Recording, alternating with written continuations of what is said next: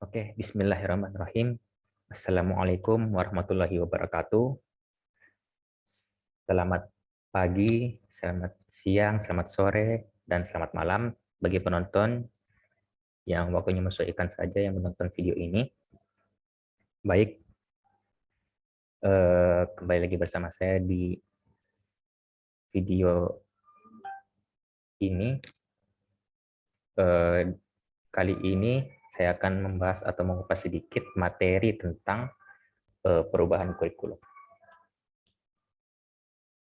Nama saya Muhammad Fahmi, NIM saya jurusan Pendidikan Matematika kelas A dari Fakultas Tarbiyah dan Keguruan Universitas Islam Negeri Alauddin Makassar. Oke, berbicara tentang perubahan kurikulum, kita akan membahas 3 poin, yaitu yang pertama, pengertian dari perubahan kurikulum. Yang kedua adalah apa saja jenis-jenis dari perubahan kurikulum. Dan yang ketiga itu adalah apa saja sih faktor dari perubahan kurikulum. Oke, kita beralih ke pengertian. Apa sih itu perubahan kurikulum? Dari slide kita bisa lihat bahwa perubahan kurikulum berarti adanya perubahan dalam satu atau lebih komponen atau unsur kurikulum antara periode tertentu. Maksudnya adalah kurikulum itu mengalami perubahan jika katakanlah ada suatu periode tertentu dengan periode setelahnya atau sebelumnya, itu jika dilihat ada satu atau lebih komponen atau unsur di dalam kurikulum tersebut yang berbeda. Nah, itulah entahkah dia ada yang dikurangi atau ada yang ditambahkan atau ada yang hilang atau dan lain sebagainya. Maka kurikulum tersebut mengalami perubahan. Kalau saya kasih contoh, yaitu perubahan kurikulum tingkat satuan pendidikan yaitu atau KTSP ke kurikulum 2013. Seperti yang kita tahu kalau KTSP itu di mana intinya adalah guru yang dituntut untuk kreatif dalam menciptakan pembelajaran yang seefektif dan seefisien mungkin agar pembelajarannya berjalan dengan lancar. Itu KTSP. Berbeda dengan kurikulum 2013, yaitu di mana kalau tadi yang di KTSP gurunya yang dituntut untuk aktif dan kreatif dan lain sebagainya, di sini di kurikulum 2013 siswa yang dituntut untuk aktif. Selain itu untuk kreatif, kritis, dan lain sebagainya. Di mana guru ini hanya sebagai fasilitator atau mediator atau sebagai pemantik dari kreativitas atau jiwa aktifnya siswa itu ditimbulkan. Itu peranan guru hanya sebagai mediator saja, sebagai fasilitator, menjembatani menjembatani siswa untuk aktif lah misalnya. Itu contoh perubahan kurikulum dari KTSP ke kurikulum 2013. Oke, kita sudah pengertian, kita lanjut ke jenis-jenis perubahan kurikulum. Nah, jenis-jenis perubahan kurikulum ini ada 2, yaitu pertama perubahan sebagian-sebagian, dan ada juga namanya perubahan menyeluruh. Apa bedanya? Kalau perubahan sebagian-sebagian ini hanya merubah perubahannya hanya terjadi pada hal-hal kecil saja pada kurikulum tersebut, entahkah itu hanya pada metodenya saja atau caranya saja atau komponen-komponen yang tidak mempengaruhi komponen lain. Kalau saya ambil contoh itu misalnya penambahan bidang studi baru. Contohnya yang awalnya di sekolah tersebut hanya ada pendidikan agama Islam dan agama Buddha, maka ketika ada seorang anak yang beragama Katolik, maka di sekolah tersebut menambahkan pendidikan agama Katolik. Seperti itu contoh perubahan sebagian. Contoh lain yang kita rasakan sampai sekarang ini, yang kita rasakan sekarang adalah perubahan metode pembelajaran ya, di mana kita yang awalnya tatap muka, karena pandemi ini kita jadinya menjadi daring, pembelajaran daring itu secara online. Nah itu kan tidak sampai merubah keseluruhan di kurikulum, hanya metodenya saja, metode mengajar atau belajar mengajar lain. Nah kemudian ada perubahan menyeluruh, jadi perubahan sebagian yang mana hanya ke bagian kecilnya saja. Nah, berbeda dengan perubahan menyeluruh. Kalau perubahan menyeluruh ini sampai merubah kepada inti atau tujuan dari adanya kurikulum ini. Lebih pada perubahan mungkin strateginya atau pokoknya intinya yang berubah, maka maupun strateginya, metodenya, dan lain sebagainya itu pasti akan ikut mengalami berpengaruh lah istilahnya. Contohnya yang saya kasih di awal tadi yaitu dari KTSP ke kurikulum 2013. Di situ kan sudah terlihat jelas bahwa yang awalnya KTSP itu keaktifan ada pada guru, keaktifan dan kreativitasnya ada dituntut kepada guru. Nah, sedangkan yang di kurikulum 2013 ini dituntut kepada siswa. Itu jenis-jenis tadi, kita beralih kepada faktor. Di sini saya mengambil pendapat dari kedua tokoh ahli, yaitu Bapak Sutopo dan Bapak Sumanto. Mereka mengemukakan 3 poin faktor perubahan kurikulum. Yang pertama adalah bebasnya sejumlah wilayah tertentu di dunia dari kekuasaan kaum kolonialis. Nah, maksudnya bagaimana? Karena kurikulum yang diciptakan oleh kaum kolonialis pastilah tujuannya adalah untuk kepentingan dari kaum penjajah tersebut, ya kan?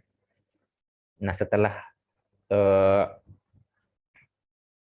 negara ini merdeka, ya kan, menjadi sebuah negara yang diakui kedaulatannya, maka kurikulum ini akan diubah untuk kepentingan yang awalnya di kepentingannya penjajah menjadi kepentingan negara tersebut yang sudah merdeka. Poin yang kedua adalah perkembangan ilmu pengetahuan dan teknologi yang sangat pesat. Maksudnya adalah kan ilmu pengetahuan dan teknologi ini berkembang pastilah untuk menciptakan kehidupan yang lebih mudah, untuk mempermudah kehidupan manusia, untuk hidup secara lebih mudah lah intinya, hidup secara seefektif dan seefisien mungkin. Nah, dari sini kurikulum tidak boleh ketinggalan, karena tujuan pendidikan juga harus dicapai dengan seefektif dan seefisien mungkin, salah satunya ya. Maka dari itu tidak boleh ketinggalan dari iptek ini sendiri. Kalau ketinggalan maka susah untuk mencapai dari tujuan pendidikan tersebut seefektif dan seefisien mungkin. Maka harus mengikuti perkembangan iptek, harus sejalan ya. Setidaknya mengikuti meskipun tidak sejalan, meskipun tidak setara ya, meskipun setidaknya mengikuti. Dan yang terakhir, poin ketiga dari kedua ahli ini yaitu pertumbuhannya pesat dari penduduk dunia dengan bertambahnya penduduk. Kalau ini saya kasih ilustrasi langsung atau contoh lah ya. Katakanlah ada suatu daerah di negara ya, katakanlah mungkin sebuah desa atau kota gitu kan, yang ada sekolah di dalamnya. Misalkan di daerah ini dari dulu itu cuma ada masyarakatnya hanya memeluk 2 agama tuh kan, agama Islam dan Katolik. Sedangkan di Indonesia itu yang diakui misalnya ada 6 kan, Islam, Katolik, Protestan, Hindu, Buddha, Konghucu ya. Nah, di kota ini atau di daerah ini hanya penduduknya itu hanya ada Katolik dan Islam gitu kan. Maka dari itu sekolahnya hanya memberikan pendidikan agama Islam dan agama Katolik. Karena percuma juga ada gurunya, pendidikan agama, semua agama di situ, tapi tidak ada muridnya kan percuma. Jadi hanya ada pendidikan agama Islam dan agama Katolik. Jika kita kaitkan dengan salah satu faktor ini, ya pertumbuhan yang pesat dari dunia dengan bertambahnya penduduk, kita harus satu persepsi dulu bahwa semua warga di Indonesia kan berhak mendapatkan pendidikan, berhak memeluk agama sesuai dengan keyakinannya, dan berhak untuk berpindah, misalnya dalam urusan itu ya tempat tinggal, ya misalnya dia dari kota daerah satu ke daerah lainnya, asalkan menaati aturan yang telah ditetapkan oleh pemerintah di sana, maka dia bisa untuk tinggal, untuk berpindah tempat. Misalnya dia yang domisilinya di Kalimantan Timur, terus kemudian berpindah ke Sulawesi Selatan, kan bisa. Nah, sesuai dengan aturan yang berlaku di daerah tersebut. Kalau saya katakan begini, ada seorang, katakanlah seorang Buddhis, ya Buddhis, dia berdakwah ke daerah yang tadi kita sebutkan, yang ada hanya yang memeluk agama Islam dan agama Katolik di daerah tersebut. Nah, Buddhis ini ingin tinggal di sana kan. Salah satu misinya yaitu berdakwah. Nah, ketika dia berdakwah kan ada pengikutnya, katakanlah ada pengikutnya, kemudian dia menikah, mempunyai anak gitu kan. Ketika dia punya anak, anaknya ini ingin memperoleh pendidikan di daerah tersebut. Karena di sekolahnya hanya ada yang awalnya hanya pendidikan agama Islam dan agama Katolik, karena anak ini berhak mendapat pendidikan dan bersekolah di sana, maka ditambahkanlah pendidikan di pendidikan agama Buddha di sekolah tersebut. Nah, itulah salah satu, jika dikaitkan, salah satu perubahan kurikulum jika dikaitkan dengan poin yang ketiga ini. Nah, itu salah satu contohnya, ilustrasinya. Nah, yang disampaikan dari kedua ahlinya hanya ada 3 faktor ya. Jika ada yang bertanya apakah faktor dari perubahan kurikulum ini hanya ada 3 itu, tentu tidak ya, karena masih banyak lagi yang lainnya. Contohnya kayak faktor ekonomi, sosial ya. Kalau saya tambahkan lagi, itu ada faktor, saya kasih contoh aja, saya kasih contoh itu faktor budaya. Faktor budaya ini misalnya pastikan rata-rata anak yang bersekolah di suatu daerah tersebut pastikan akan kembali ke masyarakat tersebut, akan mengabdi lagi ke daerah tersebut. Maka dari itu,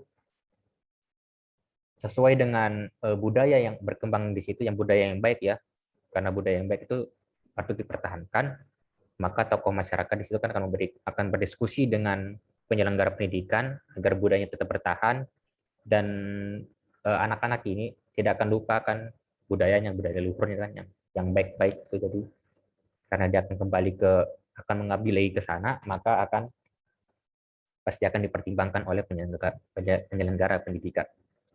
Salah satu contohnya perubahan kurikulum. Nah, faktor lainnya kan faktor pandemi yang kita rasakan sekarang, kan masih banyak lagi faktor-faktor lain.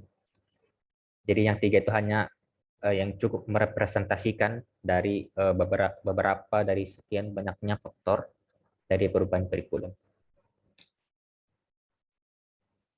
Oke, dari saya hanya itu yang bisa saya sampaikan, sedikit yang bisa saya kupas dari materi perubahan kurikulum, karena sesuai dengan quotes yang saya tampilkan ini, wherever there is light, there will always be shadows to be found as well. Ada cahaya, maka ada bayangan, ada yang baik, pasti ada yang buruk, ada kelebihan, ada juga kekurangan. Karena apa yang saya tampilkan ini jauh dari kata baik, apalagi sempurna, maka yang bisa saya lakukan adalah memperbaikinya, dan yang bisa kita lakukan adalah memakluminya jika ada kekurangan. Oke, mohon dimaafkan jika ada kekurangannya. Dan sekian, terima kasih. Assalamualaikum warahmatullahi wabarakatuh.